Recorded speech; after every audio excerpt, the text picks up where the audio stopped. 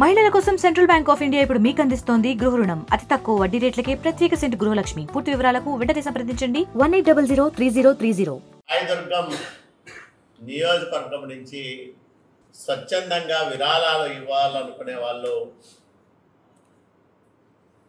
చెక్కుల రూపంలో, డిమాండ్ డ్రాఫ్ట్ల రూపంలో ముఖ్యమంత్రి సహాయ నిధి పేరుతో సహాయం చేయాల్సిందిగా నేను విజ్ఞప్తి చేస్తూ ఉన్నా.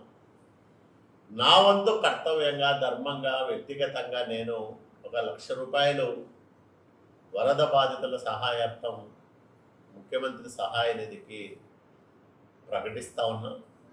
అట్లాగే రాయదుర్గం నియోజకవర్గంలో ఉండే వ్యాపారులు కానీ, ప్రజలు కానీ ఎవరైనా సరే స్వచ్ఛందంగా ఇవ్వదలుచుకుంటే మా కార్యాలయంలో ఇవ్వండి.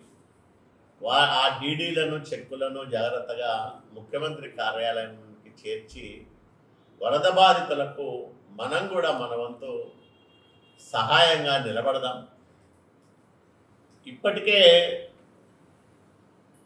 చాలామంది దాతలు స్వచ్ఛందంగా ముందుకొచ్చి వరద బాధితులను ఆదుకోవడానికి సహాయం చేస్తూ ఉన్నారు, ఆర్థికంగా సహాయం చేస్తూ ఉన్నారు, వస్తు రూపేణ సహాయపడతా ఉన్నారు. కాబట్టి దయచేసి రాయదుర్గంలో ఇతరులకు సహాయం చేయగల స్తోమత ఉన్న వ్యాపారులకు, వ్యక్తులకు, సంస్థలకు నేను ఒకటే విజ్ఞప్తి చేస్తూ ఉన్నా. ఇలాంటి కష్ట సమయంలో మనం కూడా ప్రభుత్వానికి తోడుగా ఉందాం. చంద్రబాబు నాయుడు గారు పడే కష్టంలో మనం కూడా మన వంతు భాగస్వామ్యాన్ని నిర్వర్తిస్తాం. ఎందుకంటే గడిచిన 7 రోజులుగా నిద్రాహారాలు మాని నిరంతరం వరద సహాయక చర్యలను పర్యవేక్షిస్తూ ఉన్నారు చంద్రబాబు నాయుడు గారు.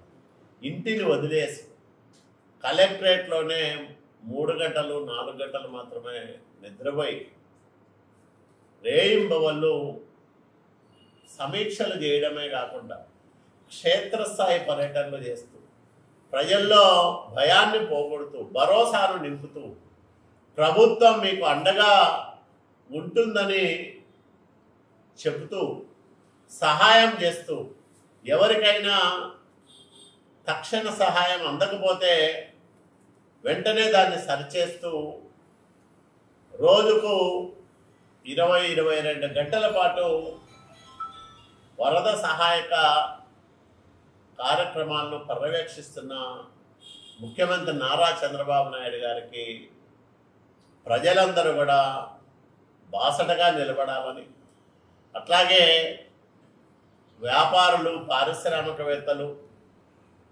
అందరూ కూడా స్వచ్ఛందంగా ముఖ్యమంత్రి సహాయ నిధికి విరాళాలు ఇచ్చి ప్రభుత్వానికి చేదోడు వాదోడుగా నిలబడాలని నేను విజ్ఞప్తి చేస్తా ఉన్నాను. మరిన్ని వీడియోస్ కోసం ఛానల్ ని సబ్స్క్రైబ్ చేయండి. లేటెస్ట్ అప్డేట్స్ కోసం వాట్సాప్ ఛానల్ ని ఫాలో చేయండి. అండ్ లింక్ డిస్క్రిప్షన్ లో ఉంది.